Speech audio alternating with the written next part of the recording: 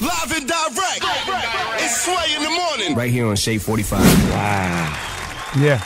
This is it, ladies and gentlemen. This is to wrap what that UFC show is to MMA. MMA. Yeah. This is it being sanctioned. We see a lot of battles that's happened over the years and a lot of battle leagues, but this one had to be this one right here. Right here. This one right here is superior to it all. Total Slaughter. It's making its debut tonight at 12 midnight on the Fuse Network. Put together and formulated by the great people over at Shady Records and the founders of Shade 45, Eminem, and Paul Rosenberg, his manager and trusted friend. And today, ladies and gentlemen, we have one of the soldiers that you know to be on the front line, that you know to be deep in the trenches. Ever since the Bodega Chronicles back in 2007, this man has done nothing but put out more and more burner versus the one and only Joell Ortiz. Yeah. What's up, bro?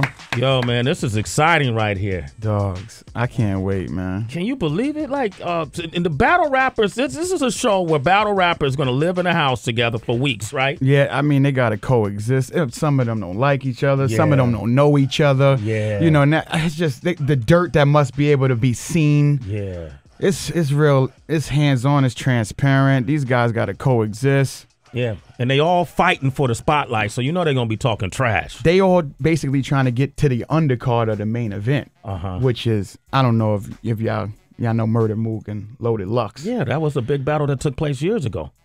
They got some unsettled business that they want to settle. They want to settle it. Yeah. Right? People have been wanting to pit them together for years. It's been so much talk. You know, Mook, he relaxed a little bit, you know what I mean? After that, he retired, and Loaded Lux, you know, it's just a lot. There's a lot. This is the most 50-50 down the middle thing I've ever seen in my life. Now, that finale, okay, the show is going to run for a few weeks, right? Right. And then there's going to be this grand finale, whoever wins the show, July 12th.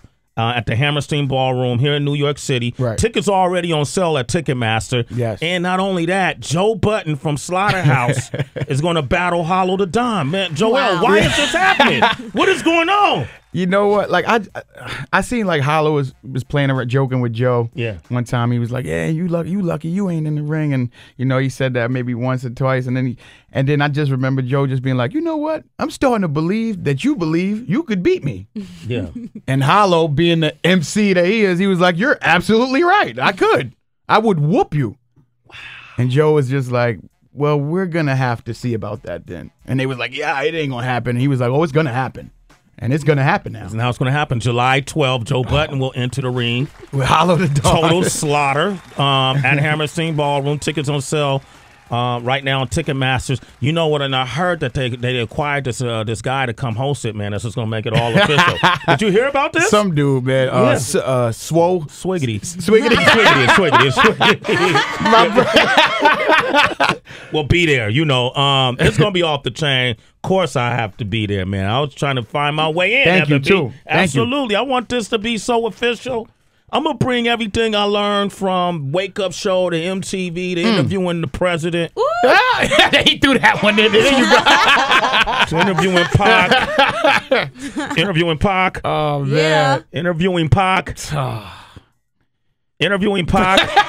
Thank you, Big M and Joell Ortiz. Oh, man. Look, if this guy right here, Joell Ortiz, was to enter the battle, most of these guys would run away scared. Right. Man, you just did a remix to 0 to 100, or your own version to it, right? Yeah. Yeah, what made you jump on that? You know what I mean? Like I finished my solo album, right? So I just had some downtime. So anytime I got downtime, it's with the family and it's with the hood. Yeah. So I went, you know, I've been around the hood looking around and things, you know, things from my past, you know what I mean? I'm you know how you sitting on that park bench and you talking to dudes who's still in the mix? Yeah. And you know what I mean? I just wanted to talk about what they talk about. Yo, you went grimy on this. I come from that, so. I had to say, I didn't know how deep it went. Like, you must have been a young Scarface coming up in the street. Man, drop the summer bombs. Oh, my. He did. I was just listening to this weekend. Man, yo, dude, Man. I don't know, man. You one of those dudes, bro, that I hope the game recognizes. Yeah. Joell Ortiz is here, man. Rocco's on the line Thank from you, man. Michigan. Go ahead, Rocco. Yo, Joel, you are off the chain, my dude. Thank you, know what I'm man. saying? I'm back. I'm glad you represent Brooklyn the way you do, and you know, I live in Grand Rapids right now, dog. And you know, some of my people's got the little radio station. I tell them, yo, pop that on, and when they pop that on, they be like, yo, that's off the chain. The Pima, Benz, and Bentley joint. I mean, the Nissan Honda Chevy joint. Man, I can relate to that so much. The Thank Mika you. Morgan exit, the Mickey D's on Mika Morgan, the Home Depot joint. Yo, dude, you on point, and you know what, man? I'm glad that you on the radio and let shining the way you are, dog. Thank you, man. Appreciate Yeah, that, that's man. what's up, man. Joell Ortiz is here. House Slippers is the name of your album. Yes. That's coming out, what, September? And we looking tentatively in September. Yeah, I put the single out yesterday. It's available on iTunes too. It's the title track, House Slippers, the intro.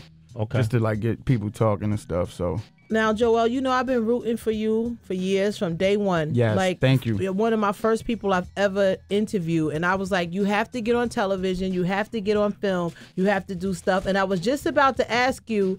Now, you walked in here with house slippers, and I was jealous. And you have on an Adidas brand. I'm like, are you gonna link up after you blow up off of this television and film with one of these companies so you can have some Joell Ortizes? Joell Ortiz, that's cool. I don't know. We'll see what's what. These are the house slippers right here. These are we got some pairs for y'all too. So promo house Yeah. slippers. Yeah, I need these, but you should link up, man, like and get some. Yeah, I wouldn't mind linking up with somebody. Get your money, man. Eminem's rich. Yeah, you're right. You're right. I'll buy Ortizes. That's what it is. That's what it is. Wait, can we talk about Joell Ortiz, the sex symbol, real quick? Sex symbol. Whoa. Because he lost over 50 pounds. I lost a little bit of weight, yeah. Yeah, so what have you been doing? How do you maintain that? I just be running. I just be running and trying to watch what I eat. It's not, I was a lot stricter in the beginning to get the initial weight off, but now I just be careful, if that makes sense. Right. And like then, if I decide to have a slice of pizza, I know that I got to do something to level that out, like maybe run a little extra or chill out a little longer before the next slice. You know what I mean? But I drink a lot of water. I substitute. I don't drink anything with water. I remember I read that. Yeah, just water. Like I love water now. So that's one of the things. Like Pepsi, soda in general. Like if you drink it every day for a year, you gain 15 pounds. Wow. People don't know that. Like if you have these healthy things in front of you, then you drink away all the health. Yeah. Like, and you don't even know. So little things you could do, like just substituting juices with water, trying to run, and staying away from the carbohydrates or eating them early if you want to put them in. Has it helped your stamina on stage, like as a rapper? Gotta drag me off stage now. Really? Gotta drag me off. I want to do another record and another record and another record. I'm jumping. I still haven't got to the comfortable enough way where I will crowd dive. Yeah. But I'm thinking about it soon. They're going to drop you, dog. My last release on my solo career was in 2010. Yeah. You know, Slaughterhouse with the great success, you know, has had us running around the world and doing things and joint ventures and just my solo career took a back seat. Yeah. And it's not for any other reason than Slaughterhouse has been fun. It's been winning. It's been successful. You know what I'm saying? Yeah. But I miss my solo stuff. You know what I'm saying? I miss that identity. You know what I'm saying? I miss what I used to talk about by myself. Yeah. You know what I'm saying? We all come from something different. Me, Joe, Royce, and Crooked. I miss talking about what I come from. You know what I'm saying? Like I'm a quarter of the best rap group, in my opinion, ever assembled, but I'm 100% of Joell, and I want to tell that story some more. Yeah. Yeah. Plus, man, when I listen to your stories, I feel like I'm somewhere thick in the Bronx, man. Dancing with a Puerto Rican mommy. Yeah, man. I try to make. Slay. I try to paint it as vivid as possible, Yeah. like somebody that came from it. You know what I'm saying? Like that's why, you know, people when they run up on me, they like me. Like I move around without there's no part of me that's a celebrity. Yeah. You do. I really don't feel like that. I swear to God, I do not feel like people trip. And I'm like, of course you can get a picture. Like, this is crazy to me. Yeah. Because if this wasn't working out, I would be at UPS or in the street. Yeah. The same, you know what I mean? Like, Yeah. I just happen to rap. Yeah. And I kept practicing until I got good. That's it. There's no gimmick. There's nothing to it. Puerto Rican dude standing on the corner, getting nicer in ciphers. My boy D found me, put me in the studio, getting nicer in the booth, finding out who I was as a person, telling that story. That's it. There's nothing else to But me. you got a crazy vocabulary too. Did you read or were you good at school? Or? Yeah, that I was. I was a crazy nerd. I was a crazy nerd. I never went to 9th grade. I went from 8th to 10th. Wow. Yeah, they skipped me because I was done with my regents in junior high.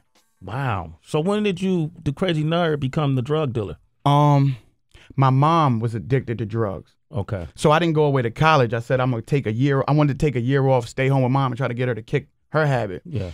She kicked her habit, but in that meantime, I was in the street. You know what I mean? Like it didn't make it. Don't if it makes sense. Like there was a transition that happened. Like just talking to other dudes about it. Like what's going on? Like why? Yeah, talking to OGs and you start looking left and right, and I'm just good at whatever I do. No, that's not. I don't mean it like I'm talking. I'm just saying like I just looked at another opportunity. Like I can lead this brigade too. You know what I mean? I started getting, and you know how it is. Once you start the fast money, it's hard to get out of there. Yeah, dog. that's the temptation right there. Dog, fast money. You don't see the negative. Yeah. You don't see the negative. You see, and I wasn't doing it to floss. I was never a flossy guy. I was doing it to stack. You know what I mean? And then you start being more addicted than the people on drugs. Yeah.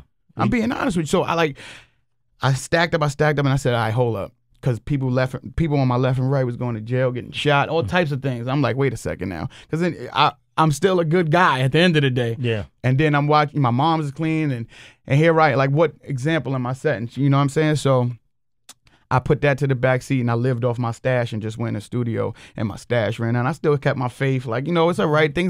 And right when I got down to like, I think $130 to my name. Damn. And Dr. Dre called. Wow.